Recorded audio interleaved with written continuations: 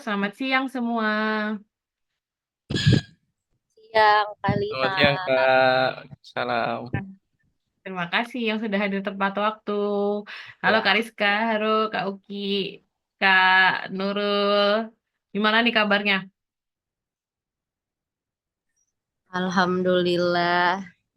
Alhamdulillah. Widih, Kak Nurul ini ya lagi di luar angkasa ya. Lagi jadi mode tour guide, Kak. Makanya Itu, rapi. iya tadi ya, makanya nggak bisa datang ke kantor. Oke, Iya. coba memang ini kita semuanya nanti hadirnya online gitu ya, tapi nggak apa. Semoga apa yang kita lakukan hari ini tetap mendapatkan keberkahannya gitu ya, mau online maupun offline gitu ya. Kalau gitu kita mulai sesinya hari ini dengan berdoa terlebih dahulu supaya apa yang kita lakukan hari ini mendapatkan kebermanfaatannya. Berdoa dipersilakan.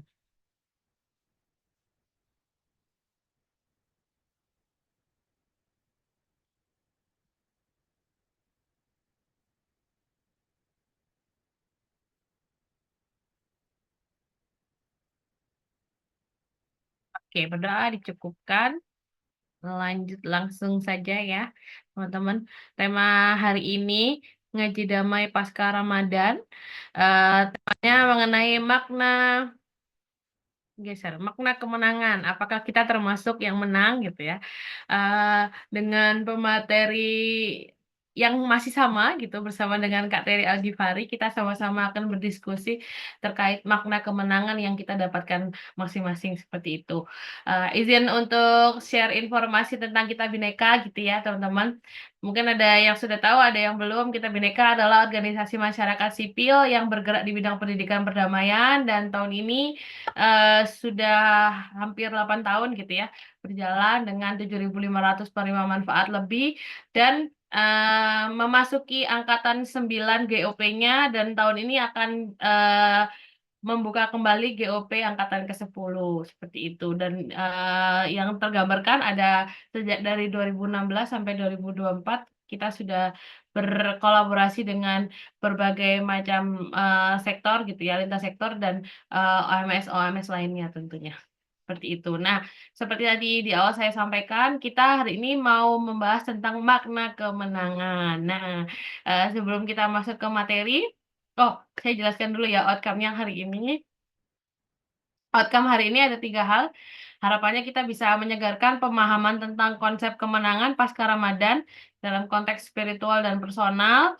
Lalu yang kedua, mengajak peserta merumuskan makna kemenangan yang aplikatif dalam kehidupan nyata menggunakan rumus sederhana dan reflektif.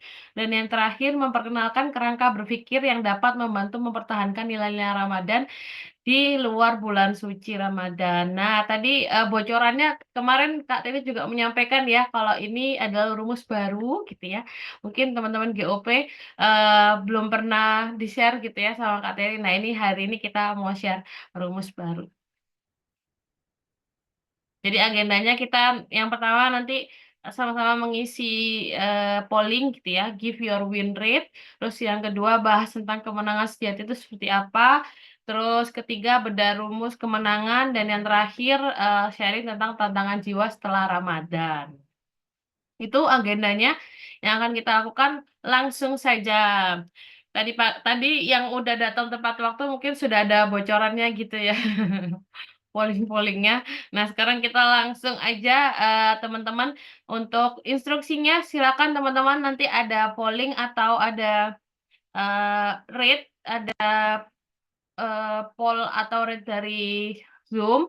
Teman-teman silakan pilih menurut teman-teman arti kemenangannya itu tuh berdasarkan gambar-gambar yang akan ditampilkan, teman-teman bisa nilai dari angka 1 sampai angka 10. Kira-kira menurut teman-teman, menurut masing-masing ya, pribadi masing-masing, itu seberapa seberapa nilainya gitu ya. Nanti ada skalanya 1 sampai 10. Nanti teman-teman nilai masing-masing seperti itu ya. Oke, kita langsung aja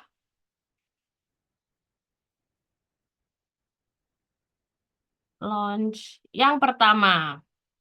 Udah muncul pollingnya di teman-teman? Udah ya. Belum, Nah, Kak. silakan teman-teman. Kenapa Kak Nurul sudah ya? Iya, aku belum kolom chat ya, Kak. Belum Coba lihat. di WhatsApp.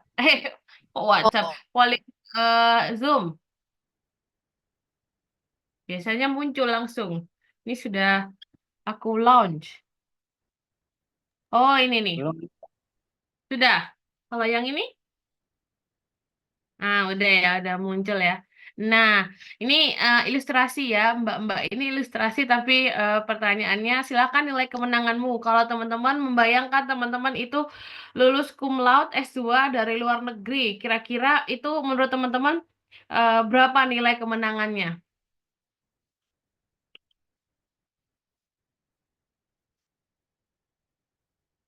Dari skala 1 sampai 10. Wih, sudah ada yang mengisi nih, ada yang mengisi 10, ada yang mengisi 7. Ada yang mengisi 8. Dua orang nih ya yang mengisi 8. Satu orang mengisi 7. Satu orang mengisi 10. Oh, 10, apa nilai 10 makin banyak yang mengisi ternyata. Ada 3 orang yang mengisi. Ini kayaknya nilai kemenangan yang paling tinggi ya. Oke, kita lanjut. Semuanya sudah mengisi ya. Di sini ada yang kesulitan untuk mengisi? Sepertinya tidak ya. Oke, kita lanjut saja. And poll dulu di sini. Kita lanjut ke polling yang selanjutnya.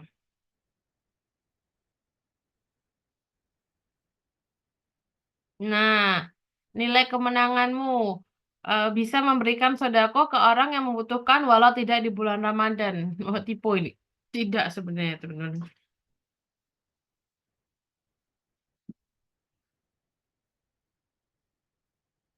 Oh, ternyata ini yang jadi hostnya nggak bisa nge ngevote juga ya. Oh, bisa kalau pakai QR.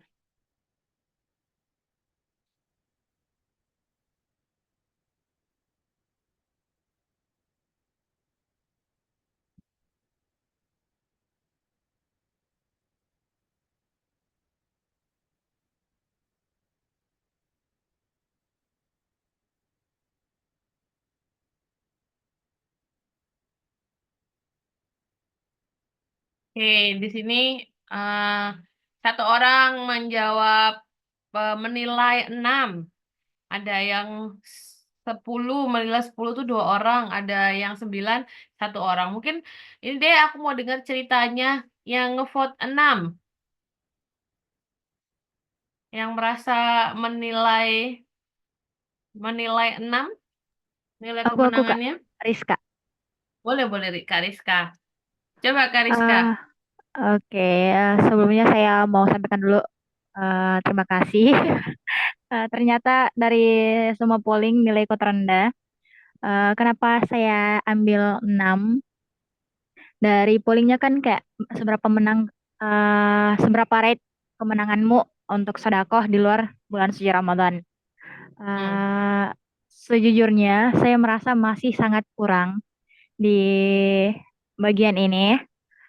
Entah itu sedekah bentuk waktu, bentuk fisik, kemampuan, ataupun bentuk harta, itu menurut saya masih eh, sangat kurang. Ini pada dasarnya saya tidak eh, membedakan antara bagaimana ketika di Ramadan dan ketika di luar Ramadan, meskipun kita tahu bersama bahwa Ramadan itu pahalanya bahkan berkali-kali lipat kan ya, yang jadi motivasi terkuat untuk orang-orang berlomba-lomba dalam kebaikan.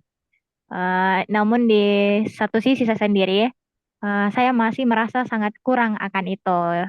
Nah, itu masih jadi hal yang kemudian berusaha untuk saya hadirkan karena jadi manusia, salah satunya juga kita diciptakan bagaimana kita jadi manusia sebaik-baiknya, manusia yang bermanfaat bagi sesama. Nah, dalam bentuknya juga bentuk sedekah dan saya yakin sedekah di sini ada beberapa bagian yang nggak harus sedekah melalui harta kayak gitu. Itu sih Kak. Dan ya kembali lagi saya masih sangat kurang untuk ini Kak. Terima kasih Kak Rizka.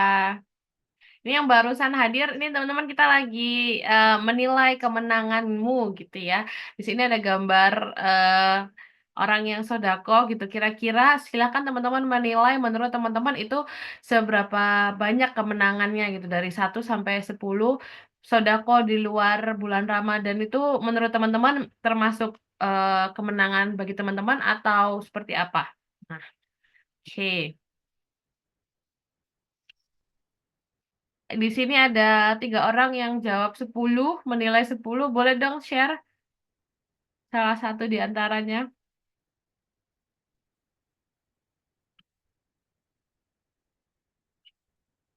Ada yang menilai 10. Ini nggak kelihatan ya, yang menilai 10 tuh siapa namanya.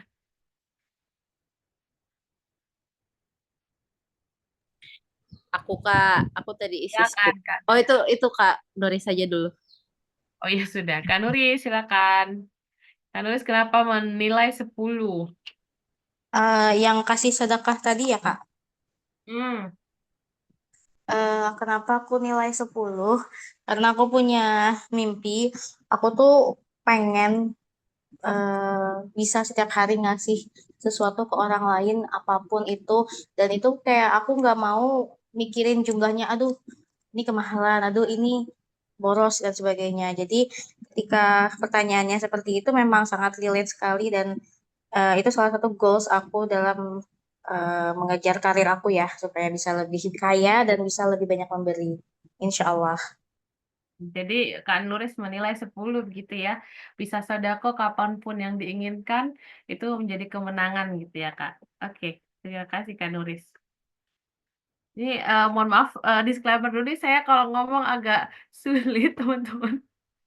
Nah, jadi kalau agak kurang jelas, nanti bisa konfirmasi aja ya. Lanjut ya, kita ini nilai kemenanganmu promosi jabatan. Kalau teman-teman mendapatkan promosi jabatan, kok di end sebentar, di launch. Nah, silakan nilai kemenanganmu dari 1 sampai 10. Kira-kira kalau teman-teman naik jabatan itu berapa nilainya?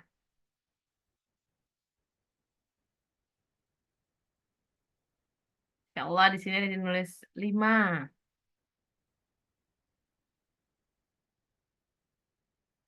Ada yang menilai 8, 9. Ini yang dari tengah-tengah dulu nih yang menilai 8. Boleh dong sharing. Yang menilai 8. Oh, ada 2 orang yang menilai 8. Halo Kak, aku yang 8 juga tadi. Boleh, Uki. Kak Uki, silakan. Oke, sip. Kenapa 8 Kak? Karena eh, ada perasaan bahagia gitu ya yang hadir, tapi perasaan bahagianya itu tuh kayak perasaan bahagia normal aja gitu. Hadir aja bahagianya, makanya jadi itu yang mendorong nilai kemenangannya cukup tinggi, tapi tidak setinggi yang tadi yang ku polling gitu. Jadi feel-nya aja karena perasaan perasaan bahagianya ada, tapi tidak jadi hal yang kayak wajar aja muncul ketika ada proses kenaikan atau promosi jabatan. Itu sih, Kak. Thank you. Oke, terima kasih Kak Uki. Jadi Kak Uki bilangnya ini nilai kemenangannya tidak terlalu tinggi gitu ya dibandingkan kalau tadi sebelumnya sodako. Oke, baik. Ini ada yang menilai 2. Ada yang mau berbagi? Yang menilai 2? Halo Kak, sorry Nih, itu sebenarnya saya salah paham. oh, salah Assalamualaikum paham gimana warahmatullahi Kak? wabarakatuh. Saya pikirnya naik jabatan betulan di tempat kerjaan gitu. Iya, betulan, betulan. Kalau misalnya kamu posisinya naik jabatan beneran gitu ya, betulan. Terus kira-kira itu menurut Kak Anti menilai nilai kemenangannya itu berapa gitu? Betul, seperti itu. Oh, kirain berkaitan dengan Ramadan kemarin ya, kayak intensitas ibadahnya. Oh, tidak. Ini apa? Memang konteksnya ini naik Oh, jabatan di kerjaan. iya Kak, kedua kenapa? Karena memang tim kecil ya, dan tim kecil dengan banyak job desk, tapi tapinya eh, ya tanggung jawab semakin bertambah, dan itu yang secara posisi, secara titel bahwa kita menjabat sebagai ini tidak, tapi saya menilai tanggung jawab yang bertambah sedikit demi sedikit itu sih Kak di 1-2 bulan ini. Gitu. Jadi jadinya menurut Kak Anti itu nggak menang-menang banget karena jadinya menambah beban tanggung jawab seperti itu ya Kak Anti ya. Oke, Iya, terima kasih. ya Kak Ah, begitu.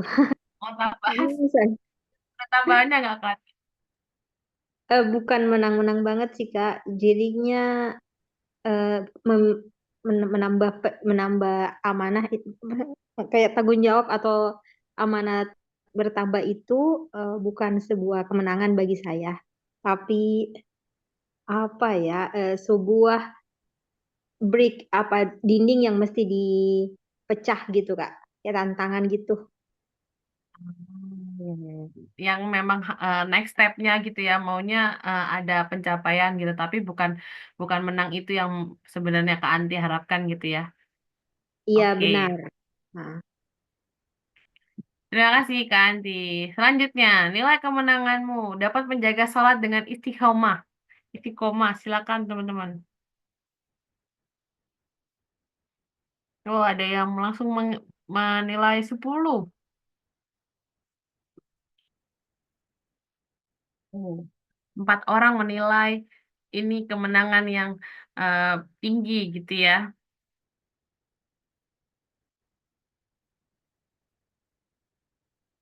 Wah, 5 orang. Ada 1 orang yang mau share yang menilai 10.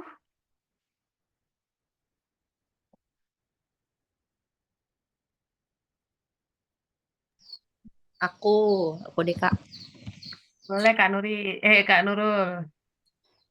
Ya, kalau aku menilai 10 karena itu suatu hal yang mungkin orang anggap kecil, tapi banyak yang bisa jadi mengabaikan. Makanya aku memberikan itu nilai tertinggi karena itu hal yang kompetisinya kecil, tapi nggak semua orang bisa. Jadi kayak aku adalah orang terpilih. Jadi ketika aku bisa istiqomah melakukan sholat, itu menurutku adalah kemenangan paling besar karena kompetisinya kecil. Gitu sih. Oke, terima kasih Kak Nurul. Lanjut, satu satu pertanyaan lagi. Iya, betul Kak Anti. Ini menilai diri sendiri, perspektifnya kita itu terhadap kemenangan. Jadi ini nggak ada yang benar, nggak ada yang salah ya. Oke, kita endpool satu pertanyaan lagi.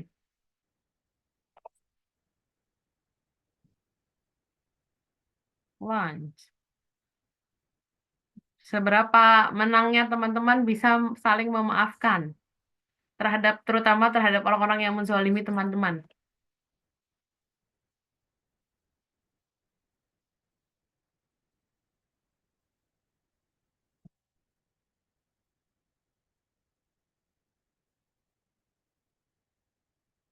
Oke, di sini 4 orang menilai 10, 1 orang menilai 5, ada yang 8, ada yang 9. Aku mau ke 5, 5 dulu deh share. Tadi kan yang tertinggi, sekarang yang terendah. Yang menuliskan 5, Halo Kamiftah. Silakan Kak, Kak. iya Kak. Menurut saya Kak, kayak kenapa saya kasih 5? Menurut saya kan nilai normal itu ya, 5 sedang-sedang saja. Karena menurut saya kalau apa orang lain menzalimi saya, jadi emang sedikit berat sih untuk ada beratnya juga untuk memaafkan, tapi itu sudah kewajiban kita untuk memaafkan orang lain gitu. Kan sudah ada eh, atau amanahnya juga dari apa namanya dari hadis-hadis dan Al-Quran untuk memaafkan orang lain kan. Jadi di situ ada sisi beratnya, tapi itu adalah kewajiban kita juga untuk memaafkan orang. Jadi untuk memaafkan orang ya, tapi orang lain memaafkan kita kan belum tentu gitu.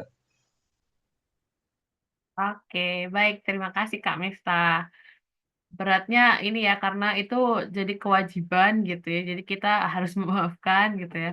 Oke, Kak Anti. Kak Anti Raisen, Nilai berapa nih Kak Anti? Saya 8, Kak, tapi saya punya perspektif berbeda. Boleh, Bu. Orang-orang yang menzolimi kita itu adalah, bagi saya, berubah perspektifnya. Jadi mereka tuh kayaknya punya luka masa lalu yang belum sembuh, sehingga alih-alih menyadari kesalahan diri sendiri, mereka melampiaskannya ke orang lain, sehingga orang lain merasa terzolimi gitu ya. Jadinya saya merasa lebih ke kasihan sih, Kak, lebih ke empati bahwa apa kira-kira luka masa lalunya atau luka masa kecilnya ini orang sehingga orangnya bisa seperti ini gitu. Otomatis, insya Allah otomatis termaafkan, tapi ya butuh proses. Cumannya ya lebih ke empati aja gitu. Terima kasih, Kak. Oke, terima kasih Kak Anti. Perspektifnya ini kalau dilihat dari orang lain, terutama dia punya luka-luka masa lalu seperti itu ya Kak Anti. Kalau gitu langsung aja. Terima kasih untuk sharingnya teman-teman. Sharing-sharing terkait nilai kemenangan bagi masing-masing gitu ya. Kalau begitu langsung saja dibahas sama Komander Terry. Silakan Kak Ter. Oke deh, suara saya jelas. Jelas. Tolong di spotlight ya, Rita ya. Pas tolong HP saya, pas. Baik, terima kasih semuanya yang sudah datang pada siang hari ini. Kita akan ngobrolin tentang kemenangan. Topik ini jujur pribadi sangat berat sekali karena ini kayak materi yang reflektif sekali ke dalam, terus kemudian juga tantangannya sangat-sangat besar untuk membawakan sesi ini. Jadi saya menyiapkan sesi ini itu seutuhnya untuk mereflektif ke dalam supaya ini jadi pengingat utama bagi saya juga ya, dan mudah-mudahan juga ngobrol dan sharing pada siang hari ini bisa bermanfaat buat teman-teman semua. Baik. Nah, untuk memulai sesinya, spesial yang belum ikut ya di ngaji damai yang kedua, saya akan meminta Fasilisa untuk membawakan cerita tentang serigala hitam dan serigala putih. Pas, silakan.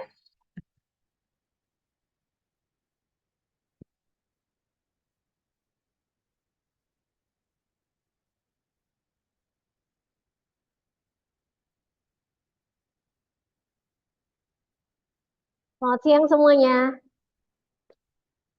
Ada pertempuran yang terjadi di dalam diri saya. Ada dua pertempuran yang terjadi di dalam diri saya saat ini.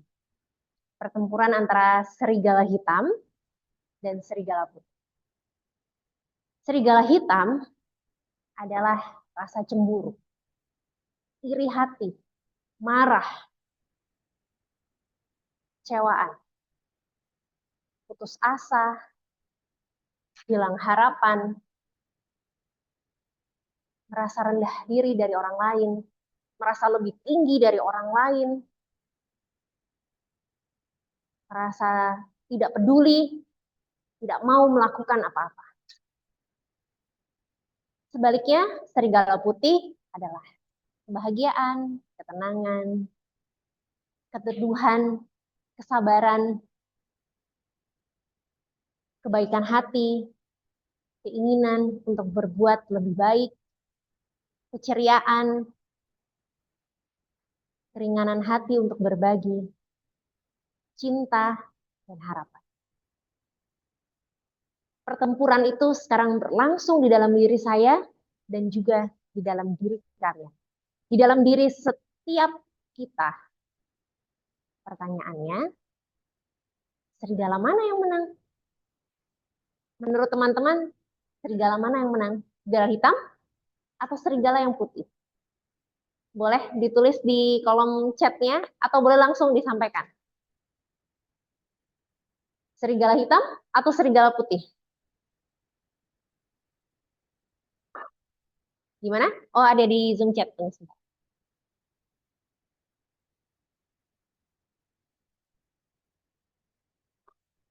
Dari Anti, ini udah pernah dengar ceritanya ya. Serigala yang diberi makan. Apakah ada yang mau menjawab lagi dari teman-teman?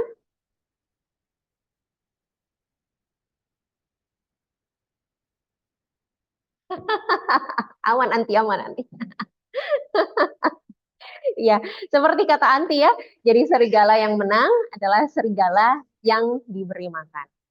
Nah, sekarang nih teman-teman, kalau pertempurannya saat ini sedang terjadi dalam diri teman-teman, serigala mana yang teman-teman sedang kasih makan sekarang?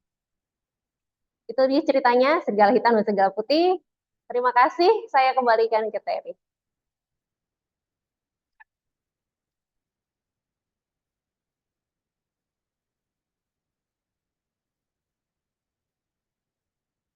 Terima kasih Fasilisa.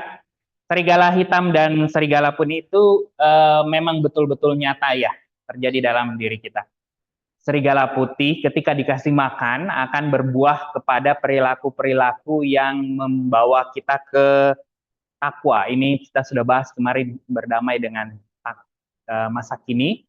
Dan serigala hitam ketika kita banyak kasih makan, maka dia akan membawa kita ke fujur gitu. Jadi ada dua kutub di dalam diri kita yang saling berperang dalam setiap waktunya, yaitu kutub takwa dan kutub fujur. Segala hal-hal yang mendorong kita melakukan amal keburukan itu fujur, sedangkan yang mendorong kita ke amal kebaikan itu takwa. Nah, ini jelas disampaikan di dalam Al-Quran, surat Asy-Syams, ya, dan demi jiwa serta penyempurnaan ciptaannya, maka Allah mengilhamkan kepadanya jalan kefasikan atau fujur dan ketakwaan. Sungguh beruntung orang yang menyucikannya, dan sungguh merugi orang yang mengotorinya.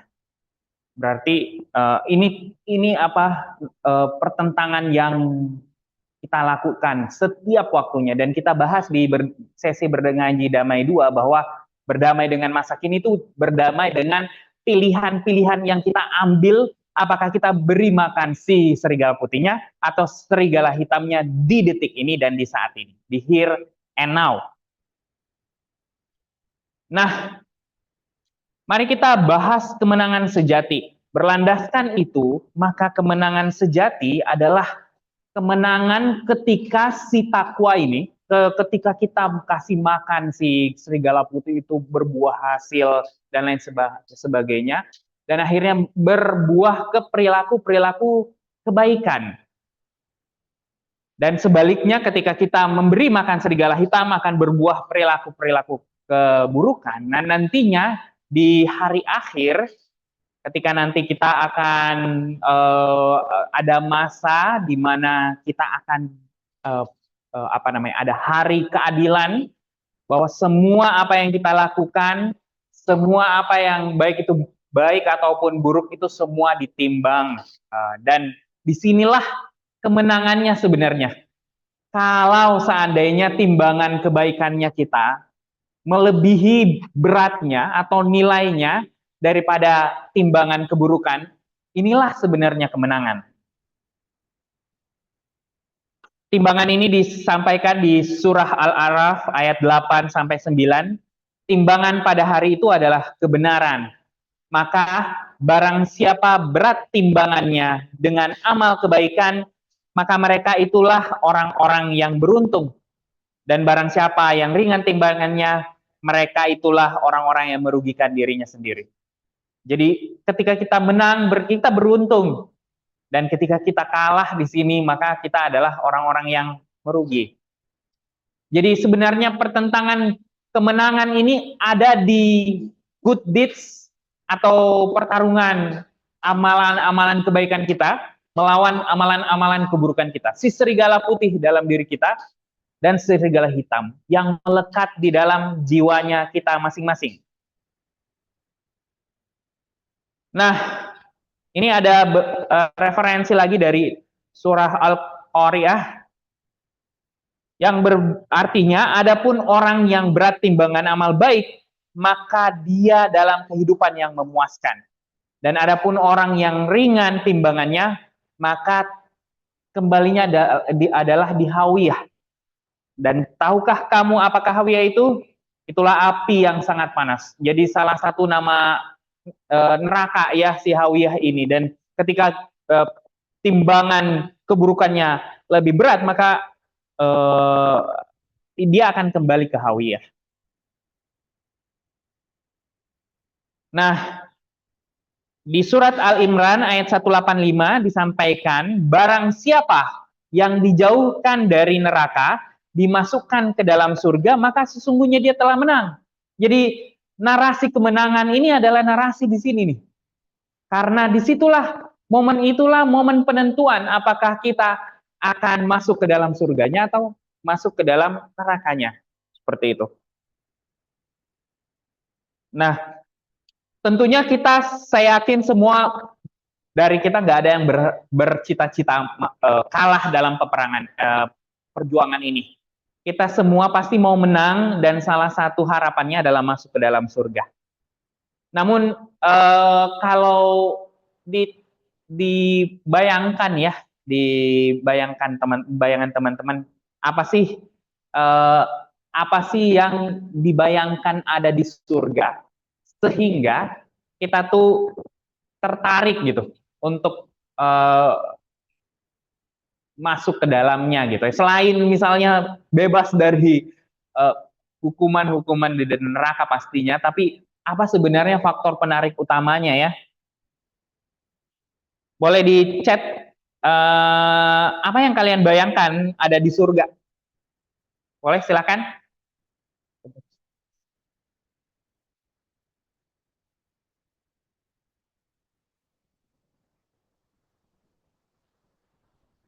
Ada Yosi Rahmatillah, dingin.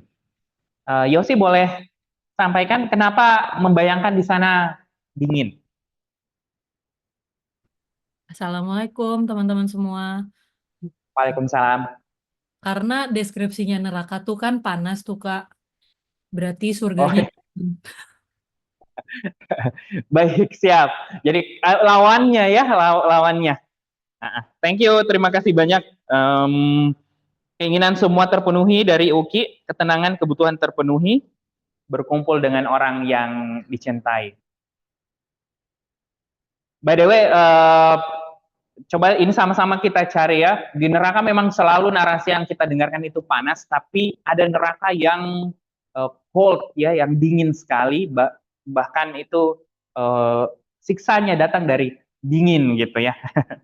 Ini bisa dicek lagi sama-sama. Dan keinginan semua terpenuhi, ketenangan, kebutuhan terpenuhi. Kalau saya ke Rizka atau Uki, apa sebenarnya yang keinginan yang mau terpenuhi atau kebutuhan yang mau terpenuhi di surga? Ke Rizka dulu deh. Kebutuhan terpenuhi, apa yang kamu bayangkan kebutuhan itu? Oke, terima kasih Kak. Karena yang saya tahu gambaran di akhirat kelak itu kan jadi kehidupan yang sebenarnya, yang hidup sebenarnya kita hidup, kita menikmati kehidupan itu. Dan di dalam Al-Quran saya pernah baca bahwa kita bisa menikmati apa yang kemudian kita inginkan, misalkan makanan ya, makanan itu tersedia berdasarkan apa yang kemudian disediakan Allah kepada kita. Jadi apapun yang kemudian kita inginkan, Allah menyediakan itu, bahkan dari kayak semacam pasangan atau dari laki-laki atau bidadari-bidadari untuk para lelaki di akhirat nanti kayak gitu Kak. Jadi kayak kebutuhan, bahkan sampai ke kebutuhan seks digambarkan di dalam Al-Quran kayak gitu. Thank you Rizka. Kalau Uki, keinginan apa yang kamu bayangkan terpenuhi di surga? Semua keinginan sih. Aduh. Semua keinginan dalam artian kayak semua hal yang diinginkan ya bisa terwujud di surga gitu. At least Oke, kalau kamu punya wishlist gitu ya. Wah, kalau saya masuk surga saya mau ingin apa ya kayak gitu. Kebayang nggak sekarang? Tiba-tiba Kebayang nggak? kalau nggak ya mungkin kebayang tapi mungkin bukan jadi top mainnya gitu ya. Iya, Kayak ketemu dengan karena orang tua gitu-gitu. oh baik. Berarti sama-sama fasil saya berkumpul dengan orang yang dicintai. Memang narasi surga di dalam Al-Quran atau dalam literasi agama memang banyak ya. Ada yang dengan pemandangannya, dengan sungai-sungainya, dengan perhiasan-perhiasannya, atau dengan siapa ada di sana. Tadi Priska bilang ada bidadari dan lain sebagainya. Tapi kalau dibayangkan, apakah itu yang sebenarnya yang ultimate goalnya teman-teman mau ke surga? Pertanyaan utamanya itu. Nah, saya mau ajak teman-teman melihat beberapa hal ya. Jadi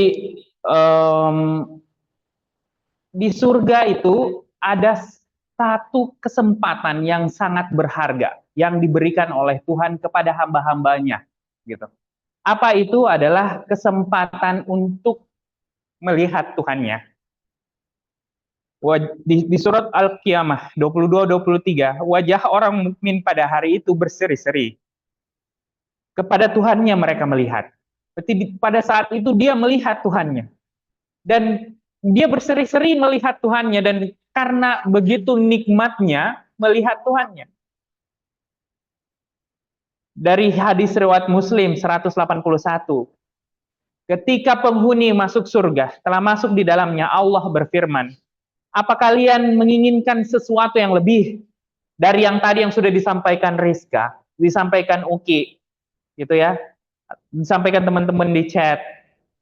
Mereka menjawab, bukankah engkau telah memutihkan wajah kami, memasukkan kami ke surga, dan menyelamatkan kami dari neraka? Maka Allah pun membuka hijabnya. Tidak ada sesuatu yang mereka peroleh dari surga yang lebih mereka cintai dari memandang Rob mereka. Jadi perjumpaan dengan Tuhan, melihat wajah Tuhan, ketika Tuhan membuka hijabnya, itulah adalah kenikmatan tertinggi. Tidak ada yang lebih lagi. Tidak ada yang tadi disebutkan oleh teman-teman yang lebih berharga dari menjumpai Tuhan di surga. Dan tempatnya cuma ada di surga. Gak ada tempat lain untuk menjumpai Tuhan selain di surganya Allah. Jadi inilah goal utamanya teman-teman. Kenapa kita terdorong untuk mau masuk ke surga? Untuk menjumpai dan melihat wajah Tuhan. Ulama sepakat bahwa hadis-hadis ini menunjukkan kenikmatan spiritual melihat wajah Allah. Dan ini tidak akan diberikan kecuali penghuni surga. Dan inilah kemenangan sejati. Kemenangan umat muslim yang paling utama, yang paling ultimate adalah ketika kita bisa melihat wajahnya Allah. Di hadis riwayat Bukhari nomor 554, Muslim 633, Rasulullah menyampaikan, sesungguhnya kalian akan melihat Rob kalian dengan mata kalian, sebagaimana kalian melihat bulan purnama ini. Kalian tidak akan berdesak-desakan melihatnya. Coba kalian bayangkan bulan purnama. Jangan dulu bulan purnama. Coba bayangkan matahari sekarang. Matahari kan kalau kita lihat itu kan bentuknya bulat ya. Bentuknya bulat. Dan tapi apakah kita bisa melihat bulatnya itu dengan kasat mata ketika kita berada di siang hari? Sinarnya begitu terang sampai kita hampir tidak bisa melihat bulatnya matahari. Dan kalau umpamanya kita paksa mata kita melihat itu tuh perih. Dan itu bisa merusak mata kita. Nah, ketika Rasulullah mengatakan bahwa suatu saat di surga Allah mengangkat hijabnya dan kita bisa melihat wajahnya Allah dengan seperti layaknya kita melihat bulan. Kalau bulan kan kalau di malam hari kita bisa lihat dengan jelas si bulatnya itu clear gitu, nggak ada cahaya yang tidak menutupi si bulatannya itu. Nah, itu menggambarkan, analogi menggambarkan bagaimana nanti kita semua melihat Allah. Kita semua nanti yang dianugerahkan oleh Allah untuk menjumpainya kelak di surganya Allah. Seperti melihat bulan tanpa hijab ya, dibuka hijabnya. Nurnya Allah itu diangkat. Karena nurnya Allah begitu silau.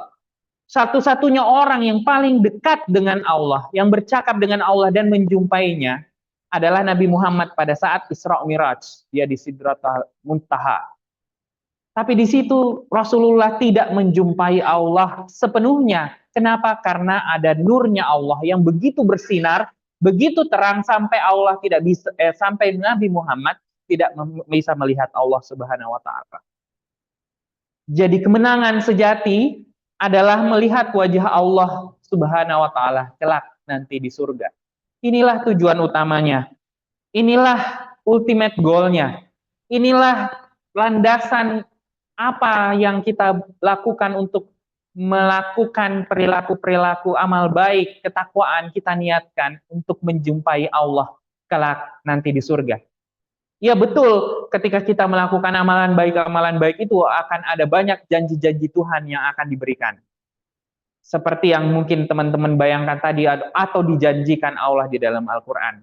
Tapi percayalah, tidak ada dari satupun itu yang lebih berharga, lebih bernilai, dan lebih dicintai dari kesempatan untuk menjumpai Allah. Melihat wajahnya di surga.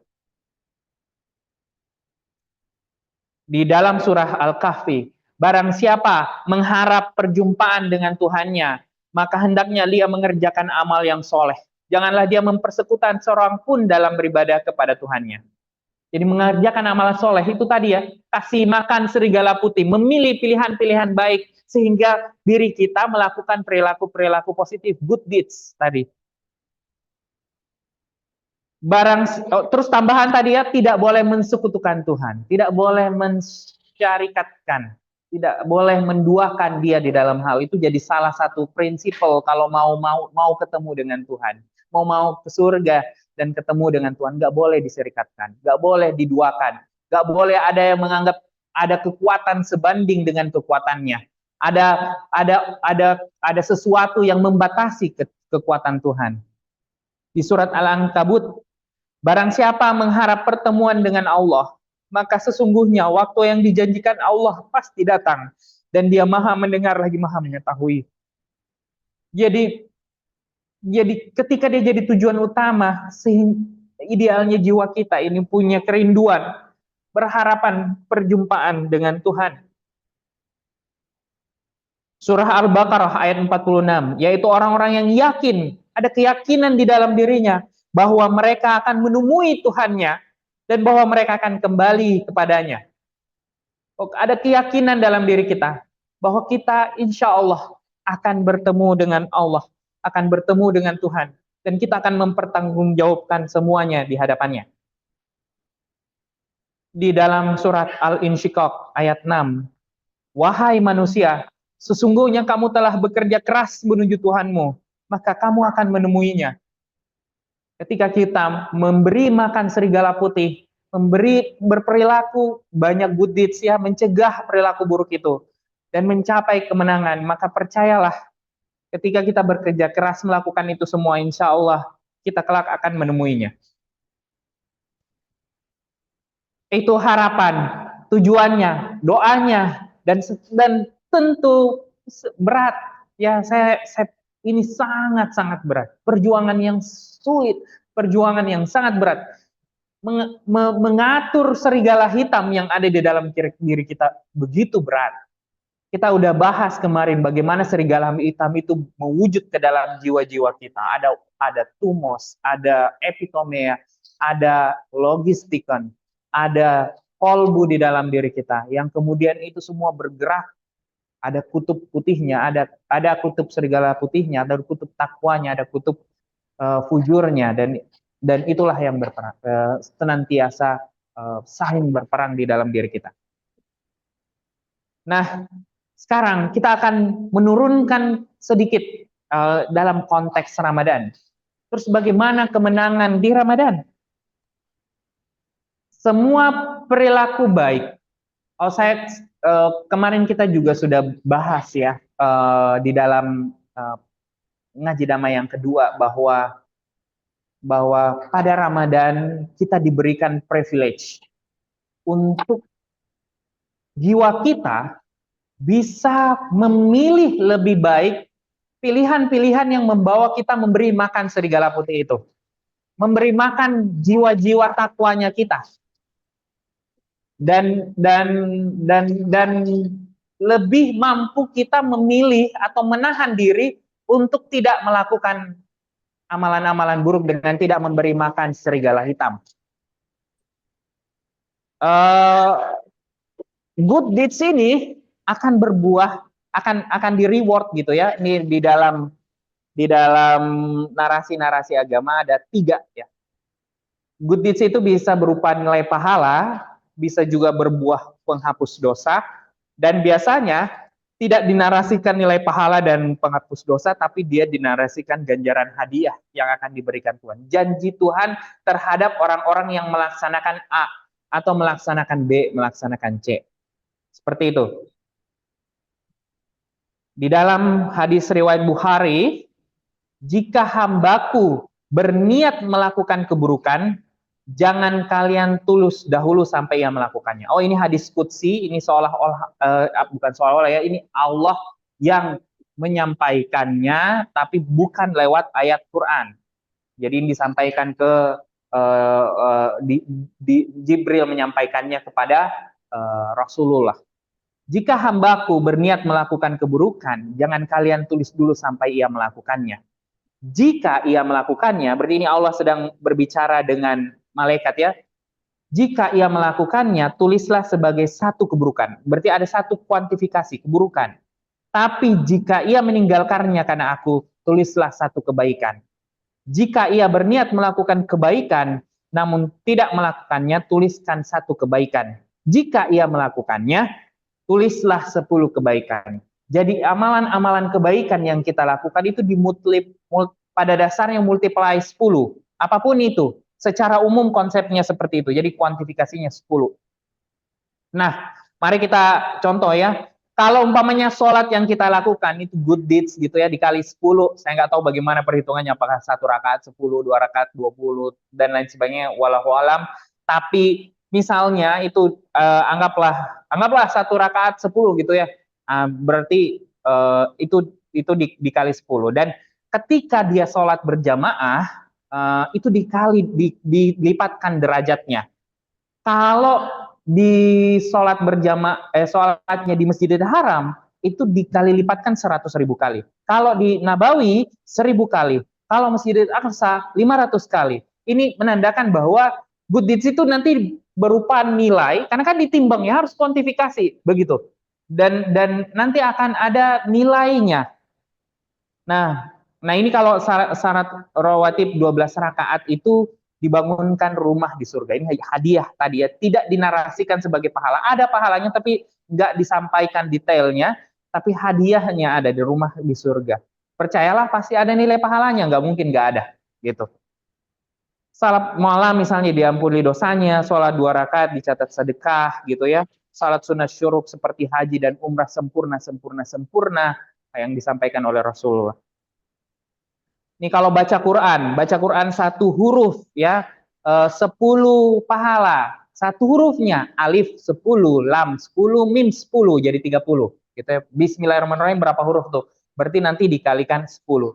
Kalau di bulan Ramadan dimultiply jadi 70 atau bisa lebih lagi. Kalau dia membaca dengan baik benar dengan tajwid dan tartil dikali lagi 10. Ada perkaliannya. Kalau umpamanya dibaca dengan tadaburnya, dimaknai gitu ya, dikali lagi 10 sampai 100. Terbata-bata dihitung kebaikan, 2 kebaikan. Gitu. Dan lain sebagainya. Udah baca Quran di Masjidil Haram juga sama, dikali 100.000. Tadi Nabawi dikali 1000. Nah ini sedekah. Sedekah itu paling minimal 10 tadi ya, paling dikali 10. Kan 1 kebaikan sedekah minimal kali 10, tapi menariknya bisa sampai 700 kali. Sedekah di bulan Ramadan bisa tidak terbatas, zikir dan lain sebagainya ini semua ada nilai-nilainya. Ada yang spesifik disebutkan nilainya, ada yang spesifik hanya hadiahnya, dan ada juga yang penghapus dosanya. Seperti ini, subhanallah wa bihamdi 100 kali, itu tidak dinarasikan berapa pahalanya, tapi melakukan ini bisa menghapus bad deeds-nya. Kebayang nggak? Kalau kan nanti ditimbangnya. Kalau kita tambah good deeds-nya kan berat ya.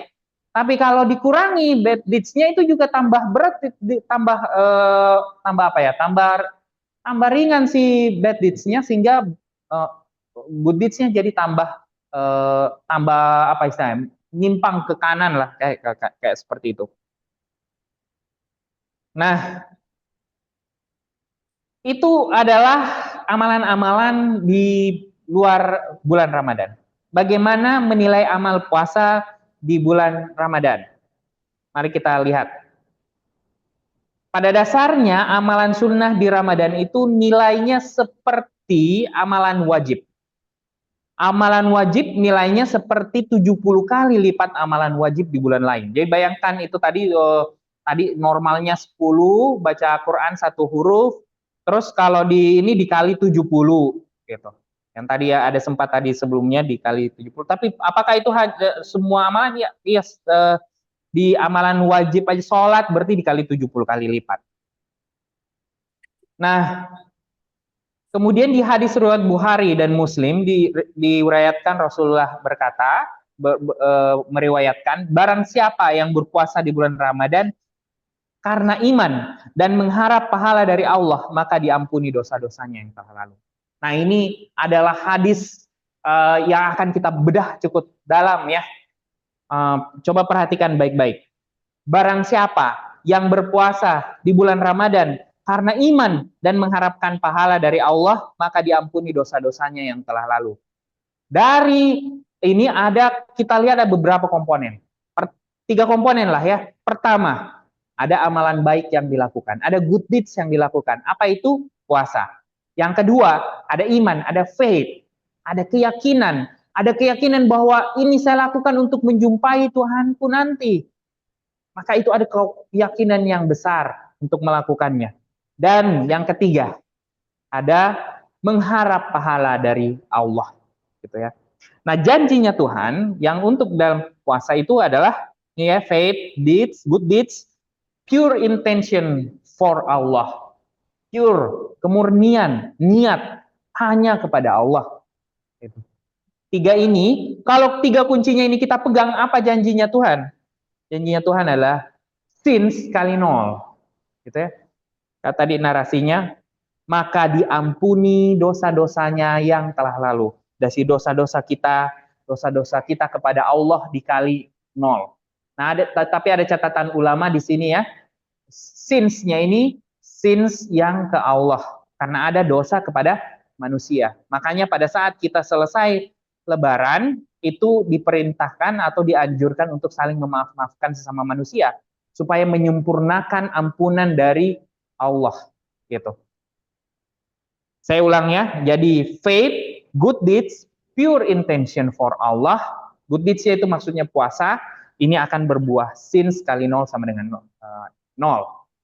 Jadi makanya selalu dikatakan sebagai fitrah. Nah, pertanyaannya, ada nggak nilai pahalanya Ramadan itu? Apakah buahnya hanya, bukan hanya ya, Masya Allah itu anugerah yang sangat luar biasa, kita dihapus dosa-dosa kita oleh Allah. Tapi pertanyaannya, apakah ada nilai pahalanya? Itu pertanyaan berikutnya ya. Apakah Allah Subhanahu wa Ta'ala juga memberikan pahala pada amal puasa di bulan Ramadan selain ampunan dosa? Mari kita lihat. Nah, saya mau ajak kalian menggunakan 3 komponen tadi untuk merumuskan sebuah rumus SO atau spiritual outcome. Jadi spiritual outcome ini adalah ukuran nilai amal di sisi Allah Subhanahu wa Ta'ala. Jadi amalan yang dinilai oleh Allah dan kemudian diterima di sisinya. Itulah spiritual outcome yang nantinya ini akan nanti jadi timbangan baiknya kita. Gitu. Yang pertama, dua komponen kita masukkan, faith and good deeds. Pertama, kekuatan iman kepada Allah. Dan kedua, deeds, kualitas dan kuantitas amal ibadah. Tadi dinarasikan bahwa di dalam Ramadan itu bisa pahalanya mulai dari 10, satu kebaikan itu bahkan bisa dikali sampai 700 kali lipat. Nah, inilah pengali-pengalinya ya. Kalau mungkin orang melakukannya dengan penuh keimanan, keyakinan bahwa dia melakukan ini karena dia yakin siapa Tuhannya. Dia Allah yang kelak nanti dia akan jumpai di akhir-akhir, di hari akhir, yang dia berikhtiar semampu dan sebisanya untuk menjumpainya di surganya Allah kelak. Maka itulah kekuatan keyakinan.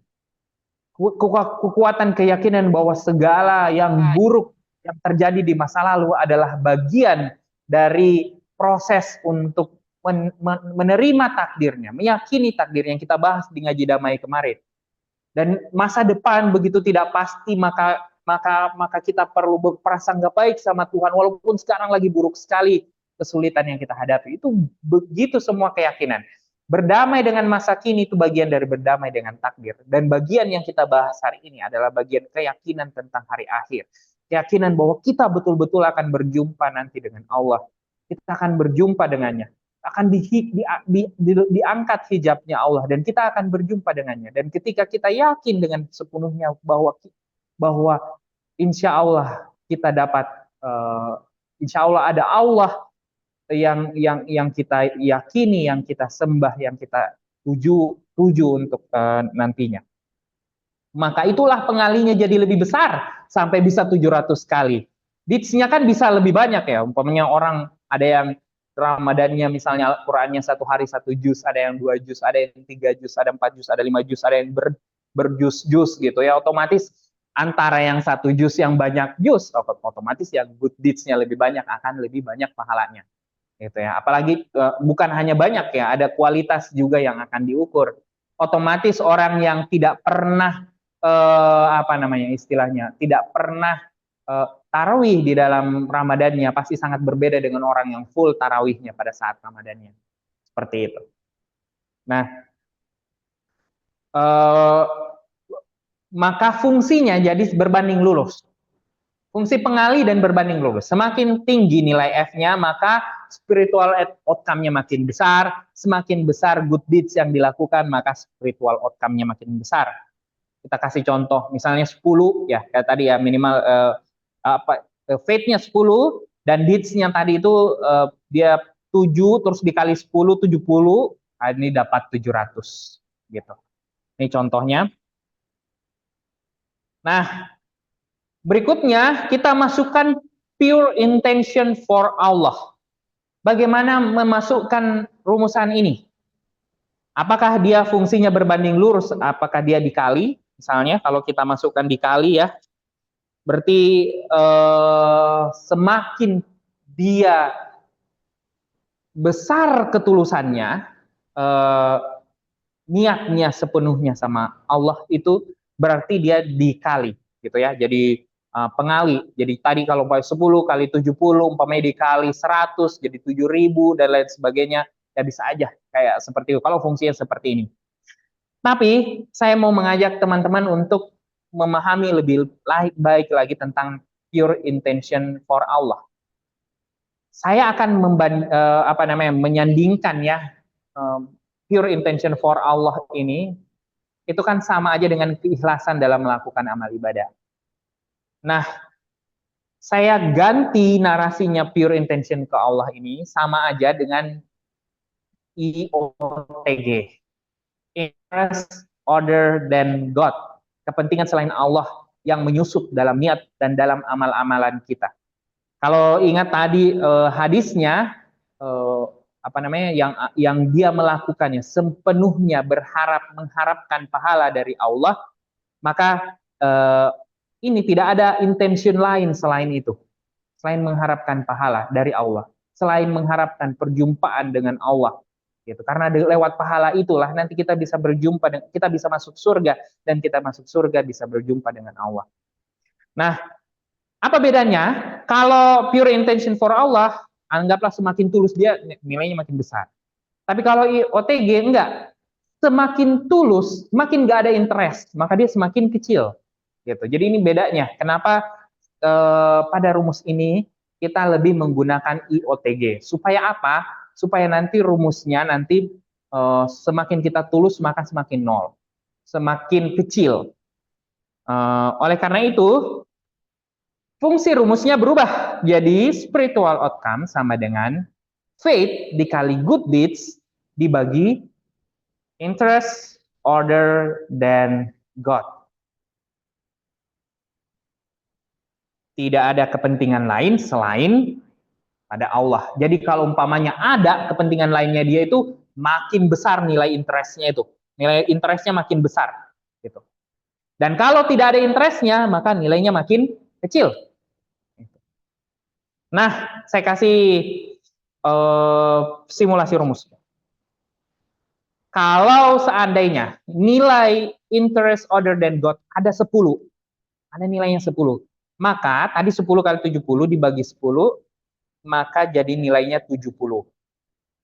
Sedangkan kalau ternyata nilai interest order than God itu lebih besar dari 10, mungkin ada niat-niat lain ya, niat mungkin ingin diakui oleh orang lain, ingin dapat apresiasi dari orang lain, ingin dapat tepuk tangan dari orang lain, atau ingin sesuatu yang yang selain kepada Tuhan merasuk ke dalam diri kita. Misalnya ingin paling dianggap paling pinter, paling berilmu, paling berprestasi, paling hebat amalannya, paling berilmu lain-lainnya, paling bagus pekerjaannya, karena kan pekerjaan bagian dari ibadah gitu. Nah, maka dia itu membesar, dan ketika dia 700 bagi 50, maka dia jadi 14. Kalau dia jadi 100, 700 bagi 100 bagi duanya lagi jadi 7.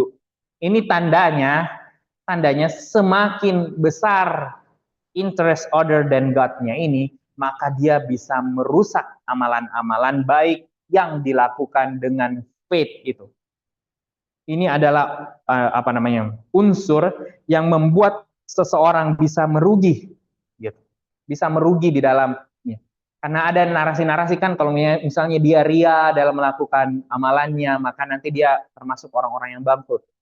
Banyak melakukan amalan baik, terus tiba-tiba amalan baiknya itu entah kemana, hilang kemana. Oh, ternyata dilakukan karena punya interest order than God yang cukup besar. Maka rumusnya kayak begini. Nah, kalau umpamanya kita pakai rumus ini secara logika, maka semakin kecil nilai interest order than God-nya, maka semakin ideal rumus ini. Maka dia harus ditekan. Dan nilai tekan paling idealnya adalah 0. Maka rumusnya spiritual outcome sama dengan faith kali deeds per 0. Per 0. Itu tujuan utamanya. Saya tahu ini berat, saya tahu ini sulit sekali, menolkan ini sulit sekali, tapi kita harus punya kesadaran bahwa interest order than God-nya ini harus ditekan, dan ditekan. Pertanyaan utamanya, anggaplah F dan kali D-nya itu 1 ya, atau 10. Berapa 1 bagi 0? Ada yang mau jawab? Boleh di chat juga, saya bisa lihat di HP. Kamu jawab. Iya, dengan siapa? Nulis. Oh, Nuris, silakan. Berapa 1 bagi 0, Nuris? Kalau pembagian dengan 0 itu hasilnya infinity ya, atau enggak ada 3? Apa, Nuris? Ulang jelas? Boleh diulang? Setahu aku, kalau pembagian dengan 0 itu infinity atau tidak terhingga. Mungkin aku salah. Oh, infinity atau tak terhingga. Oke, baik. Kamu punya hitungannya nggak? Atau kamu hanya tahu aja misalnya saya pernah dapat informasi atau saya pernah dengar ini infinity atau tak terhingga? Iya, Atau kamu tahu proses matematikanya? udah lupa. Oke, baik, sip. Ada jawaban lain? Berapa 1 bagi 0?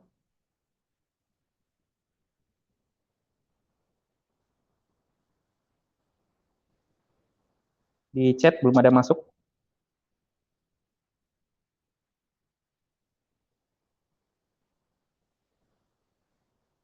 Teman-teman, ada yang mau jawab lagi? Selain Nuris, berapa 1 bagi 0?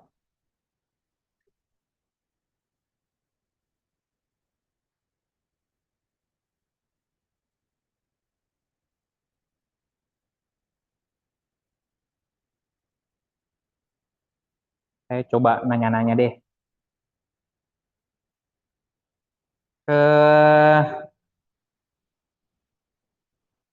Ke Kak Yosi ada di situ nggak? Kak Yosi, Iya, halo Kak Teri. Kak Aku Yosi 1 bagi 0, bayang nggak? Iya, Berapa? aku taunya sama sih Infinity gitu ya, karena eh tapi jawabannya sama. Aku ingat aja waktu pelajaran matematika gitu. Oke, siap. Oke, kita coba lagi. Thank you ya, Kak Yosi. Kita coba ke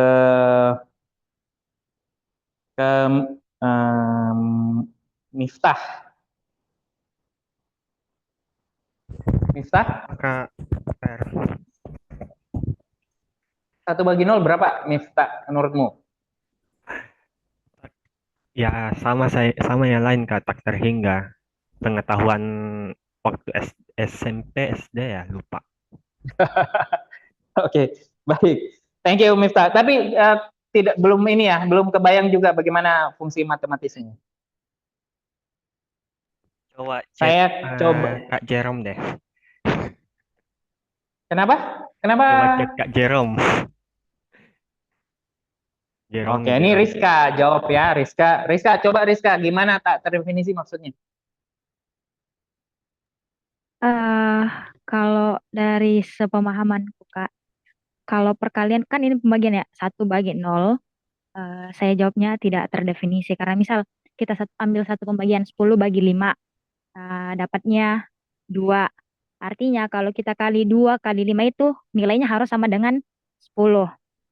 Nah, kalau 1 bagi 0 berarti misalkan jawabannya adalah tak terdefinisi. Artinya kita tidak bisa mendefinisikan angka itu berapa, yang kemudian kalau kita kalikan dengan 0, nilainya sama dengan 1, kayak gitu, Kak. Gimana Jadi ya? kayak Jelas. kayak kalau 1 bagi 0 itu tak terhingga, misalnya tadi jawabannya teman-teman. Tapi kalau saya pindahkan 0-nya itu ke bagian sebelah kiri, itu jadi 0 kali tak terhingga. Nah, kalau 0 jadi tak terhingga sama dengan 1, jadi incorrect ya. Makanya mungkin Rizka ini. Setahu saya juga ada influencer yang menarasikan ini, tak terdefinisi. Ini kata Kak Jerome. Tahu enggak teman-temannya, kadang-kadang kenapa dulu itu matematika jadi sangat sulit di dalam pelajaran-pelajaran kita? Karena matematika itu tidak bisa kita bayangkan atau lihat realnya. Jadi waktu 5 tambah 5 itu waktu kita sekolah itu hafalan, 5 tambah 5 10. Waktu itu kita tidak melihat 5 itu adalah 5 benda, terus ditambah 5 benda jadi 10 gitu.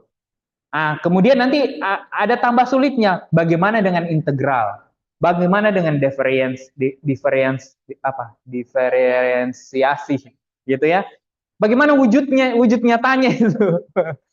Kan itu yang tidak makanya sampai sekarang nggak connect di dalam otak kita karena dia tidak bisa mengkoneksikannya dengan kehidupan nyata. Saya kasih contoh makna terdefinisi ya. tak terdefinisi itu kesalahan itu dari fungsi formulanya. Jadi there is something wrong with formula. Makanya dia hasilnya tak terdefinisi. Saya kasih contoh misalnya, mampukah Tuhan mampukah Tuhan membuat sesuatu yang dia sendiri tidak bisa mengangkatnya?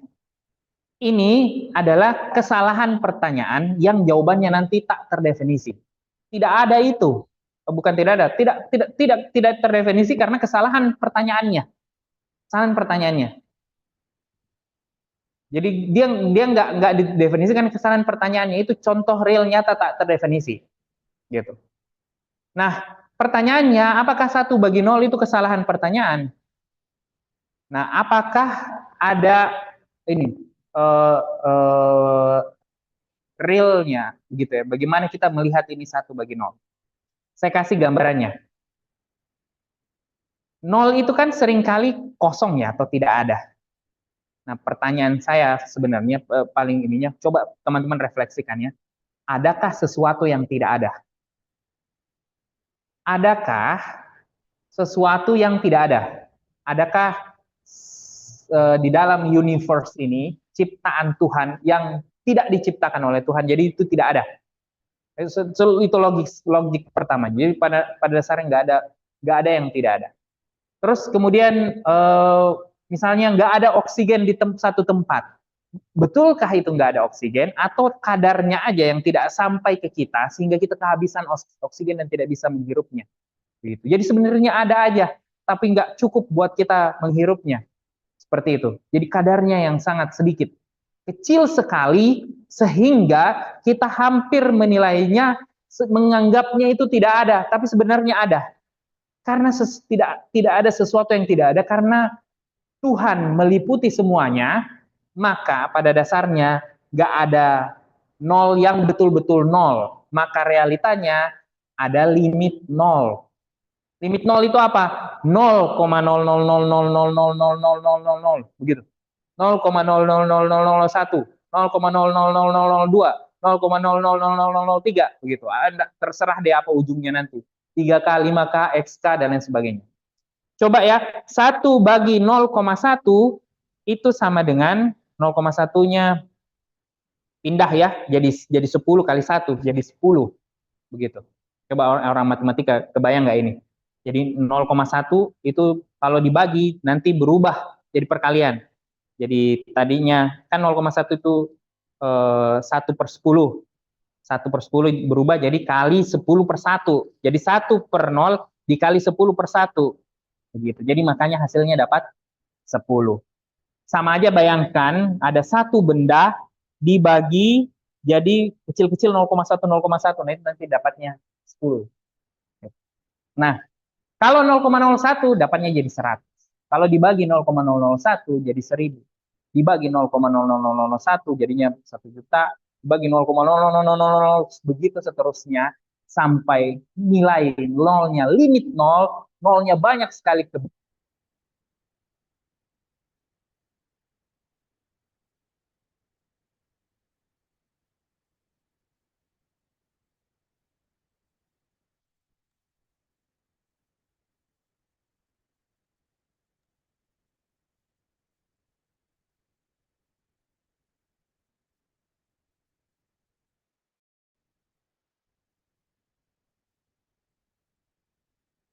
Halo Kak Ter?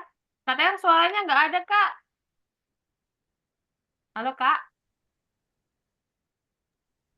Halo? Kak Teri, Iya, suaranya Kak Teri nggak ada, teman-teman. Sebentar.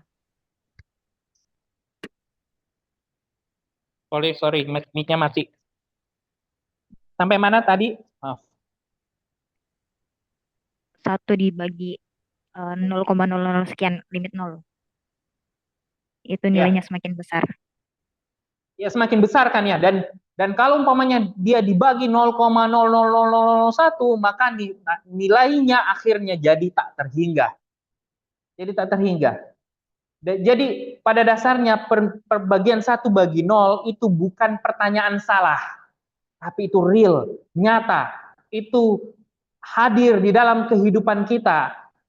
Bahkan satu faith dan kali deeds, good deeds itu bahkan nilainya 1. Tapi kalau kita lakukan setulus-tulusnya, mengharap pahala dari Tuhan, kita ini penuh keburukan, penuh kesalahan, banyak sekali salahnya kita. Tapi cuma bisa melakukan satu kebaikan dalam kehidupan kita. Tapi di satu kebaikan itu, kita lakukan yang terbaik. Kita lakukan dengan penuh keyakinan. Kita lakukan dengan penuh keikhlasan pada Allah, maka insya Allah, Allah akan menganugerahkannya tak terhingga.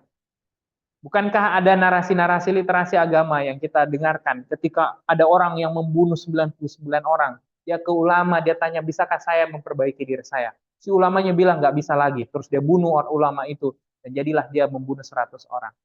Terus dia cari orang lain, dia tidak berputus asa, dia cari orang lain lagi yang bisa dia mintai nasihat, dan ketemu satu orang. Terus kemudian dia diminta untuk pergi hijrah.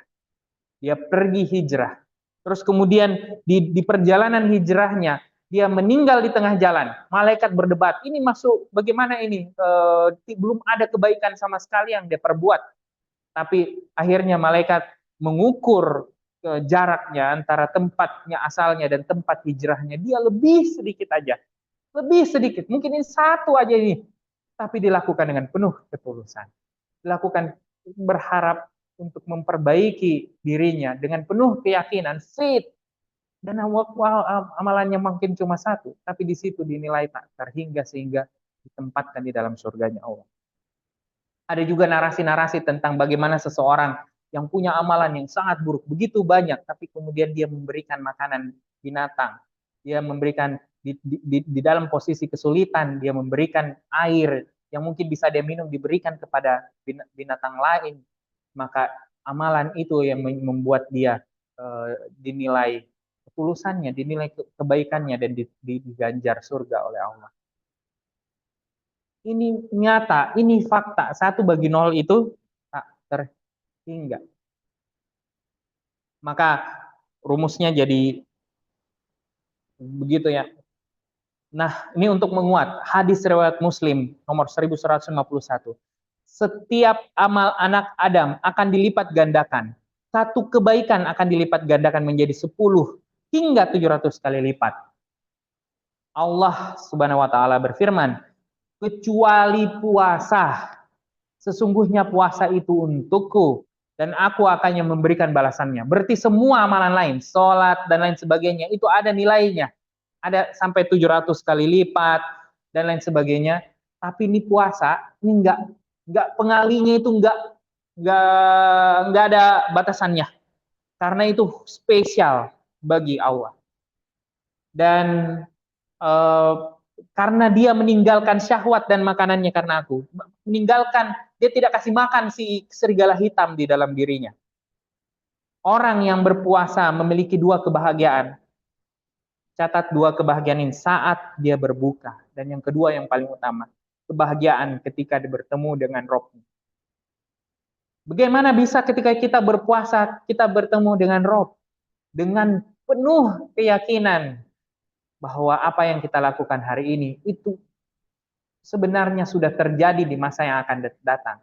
Karena Tuhan tidak dibatasi oleh batasan-batasan waktu seperti yang kita bahas di Ngaji Damai 2. Bahwa ketika kita melakukan hari ini, yang terbaik yang kita lakukan dengan penuh ketulusan, yang dengan penuh keimanan, maka itu sudah terjadi di masa yang akan datang.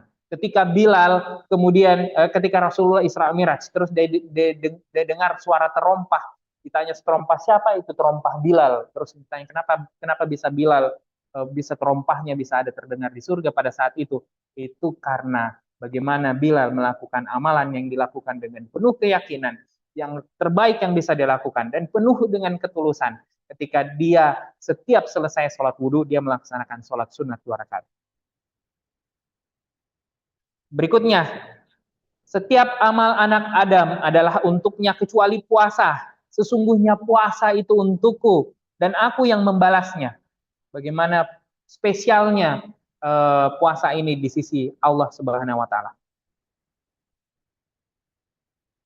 Dari ini hadis riwayat An-Nasa'i nomor 2215. Dari Abu Umamah ia berkata, aku berkata, ya Abu Umamah bertanya kepada Rasulullah, wahai Rasulullah, perintahkanlah aku dengan suatu amalan. Beliau bersabda, lakukanlah puasa karena tidak ada amalan yang sebanding dengannya. Kalau tidak ada amalan yang sebanding dengannya, ya nilainya uncompared, tidak bisa dibandingkan dengan amalan-amalan yang lain. Ini penguat dari beberapa ulama, dari Ibnu Rajab Al-Hanbali. Puasa adalah ibadah yang tidak ada ria padanya karena tersembunyi. Karena itu Allah mengkhususkan sebagai miliknya dan menilainya tidak terbatas. Imam An-Nawawi, beliau mengatakan maknanya adalah bahwa hanya kecuali puasa karena puasa untukku dan aku yang membalasnya. Dijelaskan oleh Imam An-Nawawi bahwa maksudnya adalah maknanya bahwa hanya Allah yang mengetahui kadar pahala puasanya. Karena pahala itu begitu besar, tidak dapat dijelaskan oleh makhluk. Apa maksudnya tak terhingga? Begitu besarnya sampai kita tidak bisa menaruh angka besarnya. Sama dengan maha tinggi. Kita begitu besar tingginya Allah sehingga kita tidak bisa put angka untuk mendeskripsikan atau mendefinisikan besarnya Tuhan atau tingginya Tuhan atau luasnya kebaikan Tuhan atau besarnya pengetahuannya Tuhan dan lain sebagainya.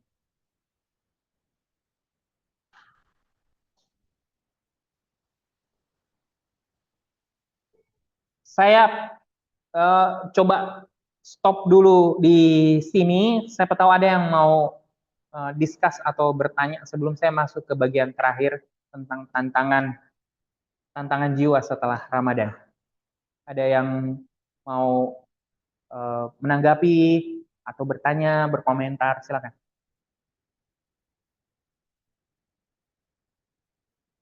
Silakan Kak Rizka. Rizka, silakan. Oke, makasih Kak atas rumusan barunya yang begitu dalam penjelasannya juga. Namun sepanjang pemberian materinya, saya mikirkan ini kan ya, rumuskan ya sebagai orang kayak pernah belajar matematika. Sejujurnya kalau sama dengan artinya antara ruas kiri dengan ruas kanan itu kan sama kan ya, seimbang. Dan ketika ada operasi perkalian dan pembagian seperti itu kan bisa di otak-atik. Nah, dari tadi saya coba kalau semisal kan ini dianggapnya si IOTG-nya sebagai pembagi. Nah, pernah tidak ya Kak dari misal otak-atik lagi rumusnya misalkan IOTG-nya dikali dengan SO sama apakah sama dengan nantinya F definisinya dengan fate dan gits-nya atau gimana Kak? Pernah kayak otak-atik rumusnya lagi Kak? Rizka, kalau kan SO-nya jadi tak terhingga, jadi terus kemudian ininya 0, betul nggak? Tak terhingga kali 0 itu berapa? Nah, tak terhingga kali 0 itu bergantung hasilnya dari apa nanti yang dibagi. Begitu. Karena sumber pembaginya itu sama. Bukan sama.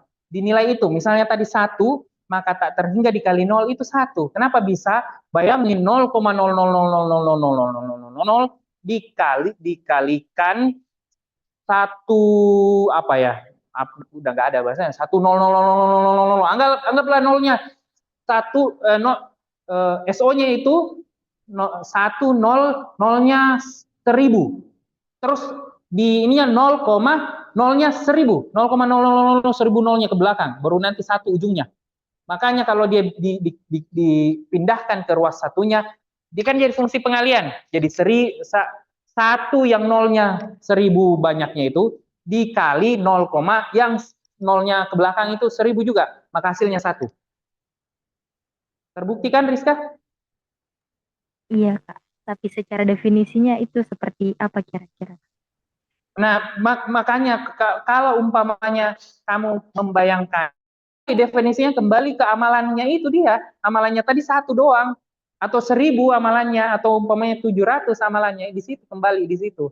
Tapi itu kan itu per orang yang kemudian lakukan fungsi itu. Kalau saya misalnya nanti amalannya contoh ya misalnya 300, nanti kembali ke 300 kalau dikali seperti itu.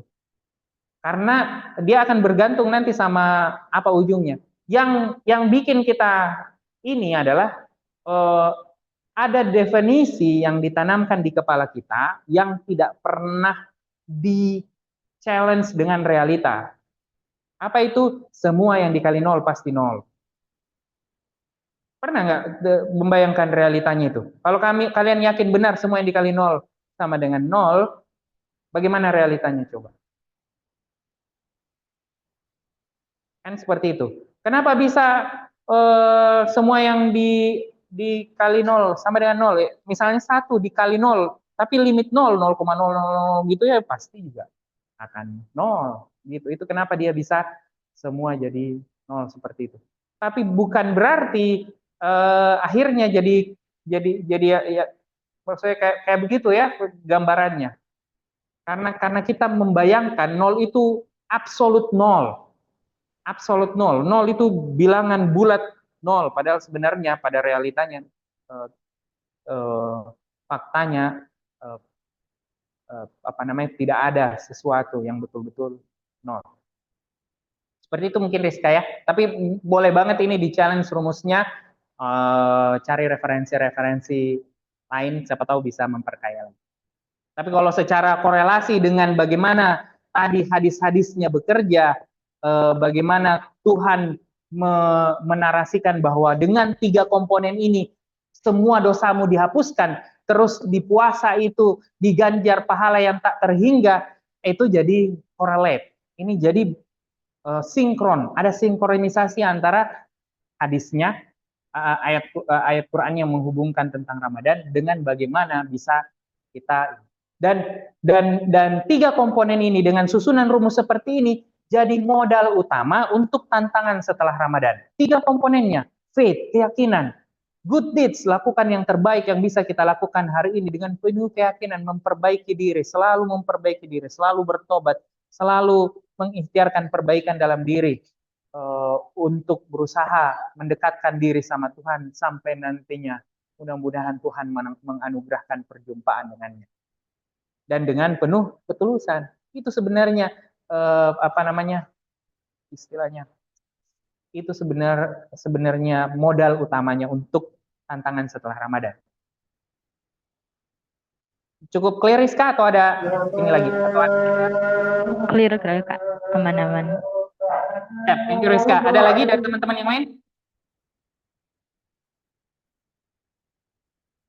Gak ada? Kalau tidak ada, kita lanjut dulu ya.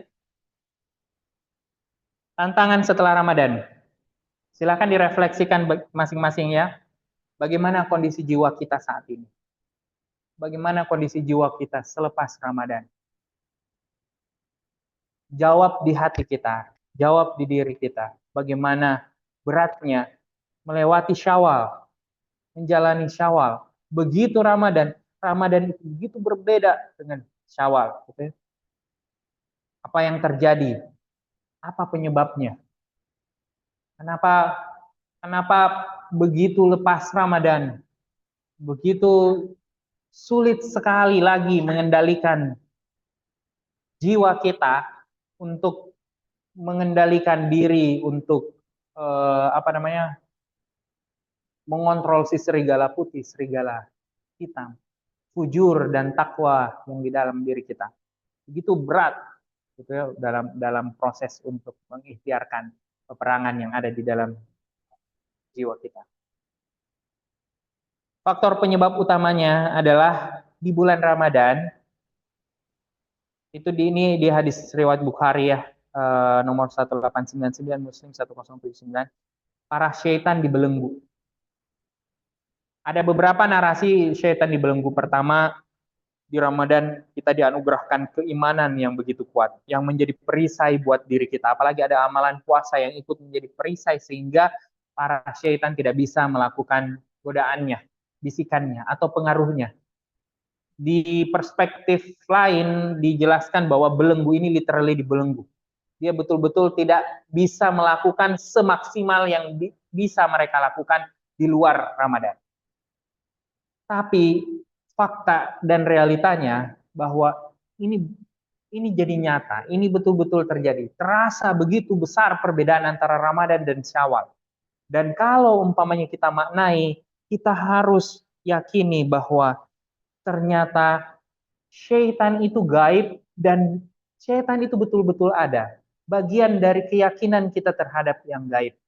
Dan ketika kita yakin bahwa syaitan itu ada, fakta dan buktinya jelas nyata. Ramadan dan setelah Ramadan dan Syawal itu begitu sangat berbeda, maka ini nyata, bukti yang bisa kita rasakan, bisa kita empirikkan dalam diri kita, utamanya pendekatan di dalam jiwa dan hati kita bahwa syaitan itu betul-betul ada. Syaitan itu terlepas belenggunya setelah Syawal gitu. Maka kita harus sadar bahwa di surat Fatir ayat 6, sungguhnya syaitan itu adalah musuh bagimu, maka anggaplah ia musuh. Kita selalu menjalani kehidupan ini seolah-olah kita tidak berhadapan dengan syaitan. Kita tidak menghadapi bahwa di sekeliling kita ada yang tidak gaib, ada yang kasat mata, dan dia berada di dalam kita, bekerja melalui bisikan-bisikannya, melalui pengaruh-pengaruhnya ke orang lain, dibisiki orang lain, terus orang lain berperilaku yang kemudian mempengaruhi kita. Itu semua adalah pekerjaan-pekerjaan syaitan untuk mempengaruhi dan mengendalikan musuh yang nyata. Ini fakta yang jelas bahwa ini syaitan ada. Dan untuk kita semua, kalau kita tidak aware bahwa syaitan ada di sekitar kita, syaitan ada di sini, sekarang ini, membisikkan juga sekarang pada kita keburukan-keburukan, itu juga ada di sini. Gitu. Maka ini beberapa ayat yang menunjukkan bahwa sesungguhnya syaitan itu adalah musuh yang nyata bagi kalian. Maka kalau nyata, kalau umpamanya ada musuh betulan, anggaplah itu syaitan kelihatan, pasti kita tidak akan sesantai ini. Pasti ada yang kita lakukan. Ada ikhtiar yang kita lakukan untuk melindungi diri. Kalau para guardian of peace, kita Bhinneka pasti pakai senjatanya untuk melawan si syaitan. Kan seperti itu logiknya. Nah, maka untuk melawan si musuh yang nyata ini, si syaitan ini, maka kita perlu kuatkan tekad, niatkan untuk melanjutkan amal baik yang telah diikhtiarkan. Mungkin nggak bisa 100%, tapi semampu yang kita bisa saat ini dan detik ini lakukan. Yang bisa kita lakukan, yang kita bisa maksimalkan. Dengan betul-betul komitmen untuk memperbaiki diri setiap saat, senantiasa. Kalau gagal hari ini, coba berikutnya. Coba di detik ini lagi, coba di saat ini. Terus kemudian terapkan rumus SO tadi. Kenapa? Karena syaitan tidak dapat menggoda orang-orang yang ikhlas dalam beribadah kepada Allah. Ada penguatnya nanti di ayat berikutnya. Perbanyak zikir, ta'awuz, dan doa untuk perlindungan dari godaan. Dan menariknya, Islam memberikan kita perangkat senjata untuk melindungi diri kita dari syaitan, dari pengaruh-pengaruhnya, dari bisikan-bisikannya, mulai dari a'udzubillahi minasyaitonirrajim sampai tingkatan-tingkatan berikutnya. Itu dianjurkan dan dilengkapi kita perangkat. Sayangnya kita tidak merasa setan itu musuh yang nyata, sehingga kita tidak pakai perangkat itu, kita tidak pakai senjata itu untuk melindungi diri kita. Dan ketika kita tidak melindungi diri kita, maka kita rentan untuk mendapatkan godaan, pengaruh, dan kendali dari syaitan. Iblis berkata di surah Al-Hijr ayat 39-40, "Ya Tuhanku, oleh sebab Engkau telah memutuskan bahwa aku sesat, pasti aku akan menjadikan mereka memandang baik perbuatan-perbuatan maksiat di muka bumi, dan pasti aku akan menyesatkan mereka semuanya." Catatannya ini, kecuali hamba-hamba Engkau yang ikhlas di antara mereka. Apa tadi ikhlas? Intention only for God, atau pure intention for Allah, atau intention other than God-nya itu sama dengan 0. Itulah ikhlas. Itulah ikhlas. Jadi beda tulus sama ikhlas. Di rumus lain saya pakai self interest, itu tulus. Beda tulus sama ikhlas. Kalau tulus itu 0, betul-betul self interestnya nggak ada. Kalau ikhlas ada kecualinya. Tidak ada intensi sama sekali, self interest 0, kecuali Allah. Jadi semuanya diniatkan untuk Allah, untuk menjumpai Allah, untuk mengharapkan pahala yang dijanjikan Allah, yang dengan pahala itu saya bisa masuk surga, yang ketika masuk surga saya bisa menjumpai Allah.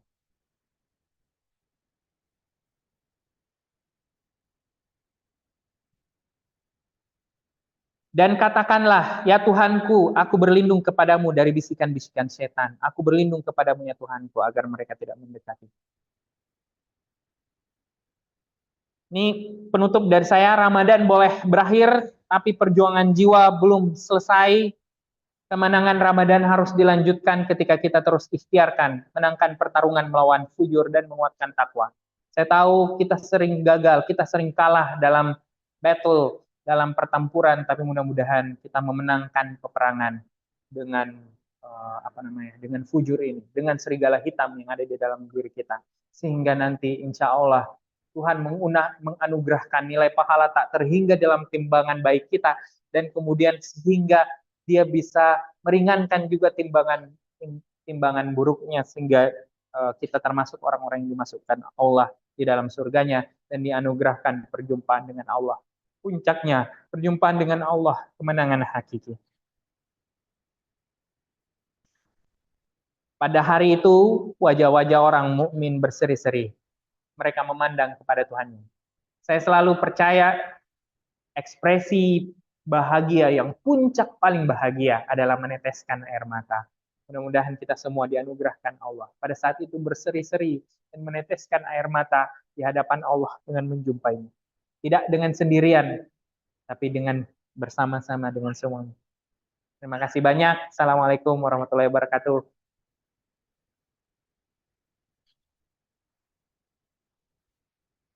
Kalau ada yang mau ngobrol, tanya-tanya, atau berkomentar, boleh ya.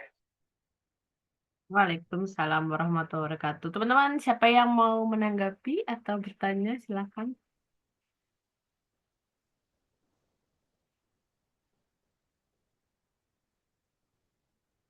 Ada.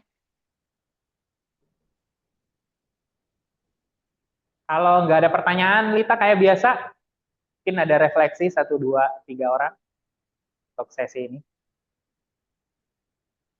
Oke, siapa yang mau berbagi refleksinya, teman-teman? Aku. Ya, Kak Uki, silakan. Iya. Aku tarik nafas dulu ya. Iya Kak. Sebelumnya Kak, terima kasih banyak untuk Kak Terry dan teman-teman kita Bhinneka udah membuatkan sesi ini gitu ya. Jadi selalu selalu bahagia gitu ya, dan juga selalu merindukan gitu pertemuan-pertemuan yang seperti ini. Nah, terima kasih banyak. Sebelumnya memang ini cukup relate gitu ya Kak, dari apa yang sudah dijalani secara personalku di beberapa hari ini, khususnya after Ramadan gitu. Ya memang nyata bahwa ada degradasi gitu ya. Ada degradasi pada saat sebelum Ramadan dan setelah Ramadan ini, kayak ada penurunan yang terasa refleksinya gitu di aku, kayak loh kok kenapa seperti ini gitu. Bahkan di 1 minggu ini memang juga sangat sering banget mempertanyakan kenapa juga mau ikut lagi di sini ya, itu juga menggali itu gitu. So sangat sangat terjawab gitu apa yang terjadi dengan rumus yang tadi. Terus banyak sebenarnya refleksiku, tapi salah satu hal yang paling ku highlight adalah ya tadi pertanyaan yang cukup memorable adalah bagaimana caranya kita apa sih yang paling diidam-idamkan dan dimimpikan kalau kita udah masuk surga gitu ya. Ya at least kita membayangkan dulu. Toh semua jawaban-jawabannya adalah jawaban-jawaban yang sifatnya keakuan banget gitu ya. Di aku gitu. Tidak memperhadapkan itu pada sesuatu hal yang sifatnya menuju Tuhan gitu. Itu kayak oh iya ya, kenapa ya gitu. Itu sangat sangat sangat sangat refleksi untuk diriku gitu. Yang kedua adalah kayak kembali menjadi tebal gitu ya, ataupun kembali menjadi semangat untuk segala sesuatunya itu tuh you don't have to other people untuk nilai kamu baik buruk gitu ya. Tapi pada kenyataannya doing yang terbaik yang bisa kamu lakukan, harapannya itu tuh bukan diharapkan untuk orang lain memberimu apresiasi, memberimu nilai baik dan lain-lain sebagainya, tapi harapannya itu adalah harapan yang ditujukan sama Tuhan gitu. Itu yang jadi pengingat banget sih dari proses hari ini. Masih banyak lagi, tapi itu sesuatu hal dua tadi tuh yang cukup relate banget dengan keadaan saat ini. Terima kasih banyak. Thank you refleksinya. Oke. Terima kasih Kak Oki. Ada lagi?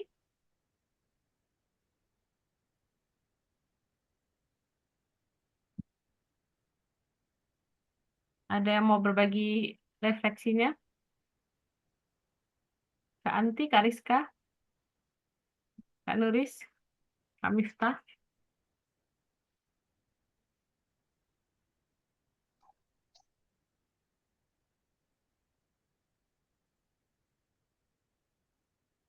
Halo, teman-teman.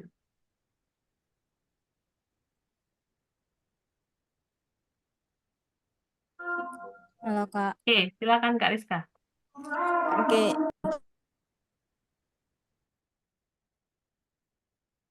Kak Rizka, suaranya halo di Kak. mute ya? Ah, di kesempatan ini terima kasih juga saya mau sampaikan seperti apa yang disampaikan sama Kak Uki tadi. Beruntung sekali akhirnya saya diberi kesempatan sama Tuhan untuk hadir di ruang ini, bertemu dengan Kak Teri, Kak Fas, dan teman-teman di Kitab Bhinneka Tunggal Ika, teman-teman GOP. Masya Allah sekali, saya bersyukur. Pertama bersyukur sekali karena bisa ikut di Zoom ini, jaringannya memadai karena kayak beberapa aktivitas-aktivitas sebelumnya itu ada-ada saja yang membuat saya tidak bisa hadir di kegiatan-kegiatan ngaji damai sebelumnya. Padahal ketertarikan itu tinggi sekali, hanya saja ada sesuatu hal yang membuat saya tidak bisa hadir. Terima kasih Kak sudah memberikan ilmunya, sudah memfasilitasi ini supaya bisa sampai kepada kita semua yang ada di room ini. Refleksi yang hadir di hari ini bagi saya itu sejak dari awal mendengarkan cerita dari Kak Fas, meskipun saya pernah dengar cerita ini berulang kali dalam aktivitas latih jiwa kalau tidak salah, tapi ini selalu menjadi pertanyaan, sejauh mana saya memberi makan si singa putihku dan sejauh mana si singa hitam itu terus berusaha untuk terus hidup di dalam diriku ya. Jadi refleksi kembali bagi saya untuk melihat, oh sebenarnya sejauh sampai sekarang yang saya saat ini tuh karena ya saya kasih makan yang mana, singa yang mana lebih banyak kayak gitu. Jadi merasa ya Allah masih butuh banyak kasih makan si singa putih ya, untuk bisa meredam, setidaknya meredam dulu si singa hitamnya. Kemudian refleksi berikutnya yang saya dapatkan,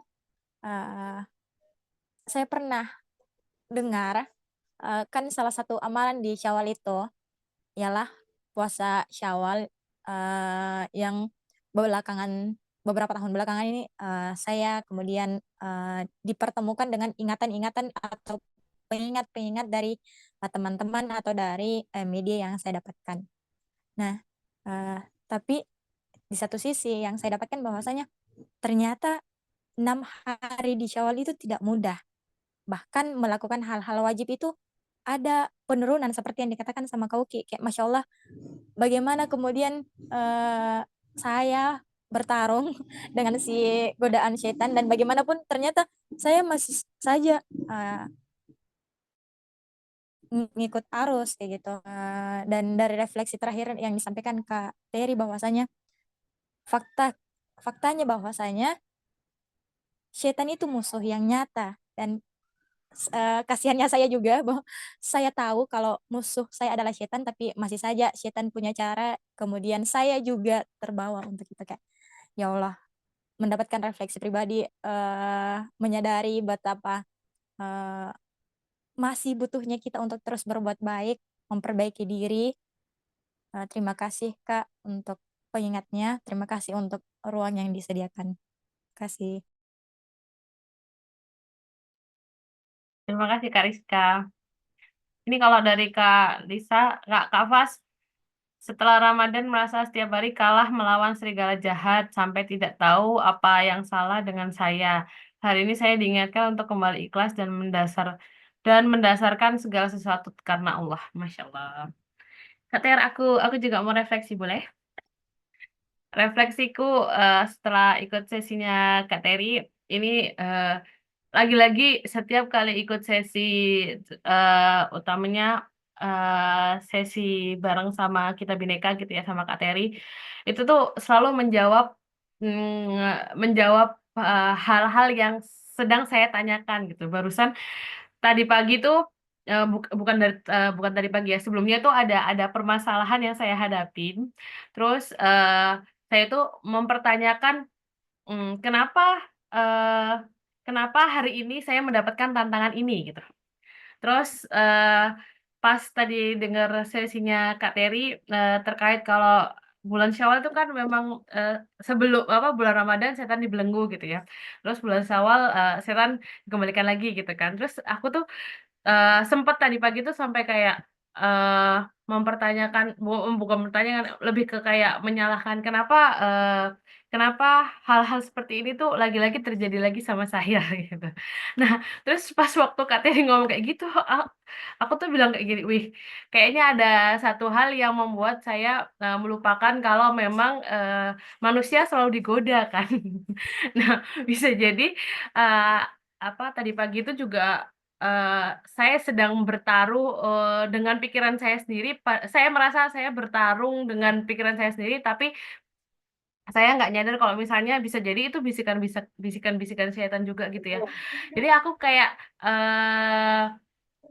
apa ya, kayak, "Ih kok jahat sekali sampai berpikiran seperti itu." Jadi tadi tuh sempat terlintas kayak, jahat banget, otakku tuh kepikiranku tuh sampai sampai berpikiran seperti itu. Jadi kayak pas waktu dijelaskan terakhir sama Kak Teri tuh aku bilang kayak, "Ya Allah itu berarti memang sepertinya aku benar-benar harus, kembali lagi gitu loh mengingat, tantangan hidupku tuh bukan cuma, tantangan yang terlihat tapi juga yang tidak terlihat." Seperti itu. Jadi kayak memang harus segera kembali lagi mendekatkan diri. Terus tadi pagi juga keinget nggak baca apa, nggak zikir pagi kan. Jadi aku kayak, "Oke nanti petang harus," kayak gitu.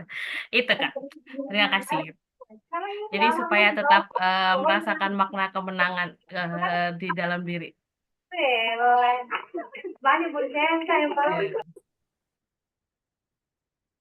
Kak Teri nggak denger.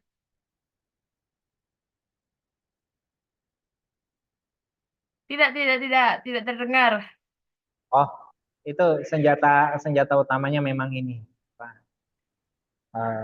Zikir pagi petang itu salah satunya, Masya Allah. Itu salah satu senjata yang diperangkatkan buat kita ya untuk digunakan.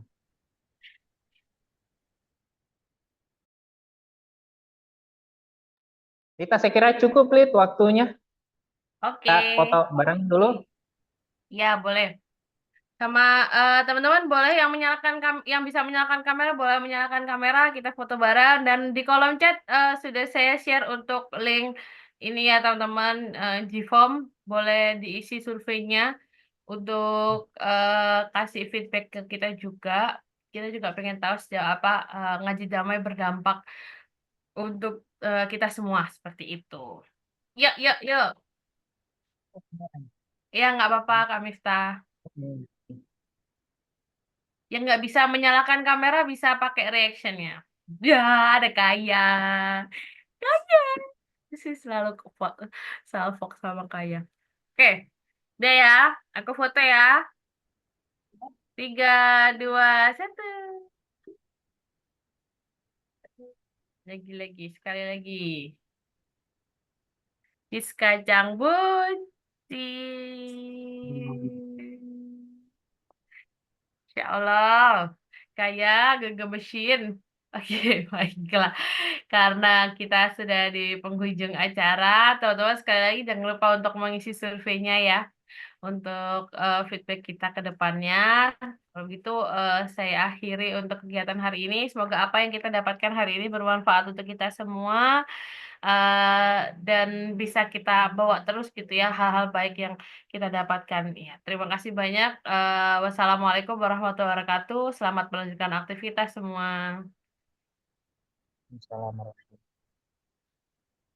Assalamualaikum warahmatullahi wabarakatuh.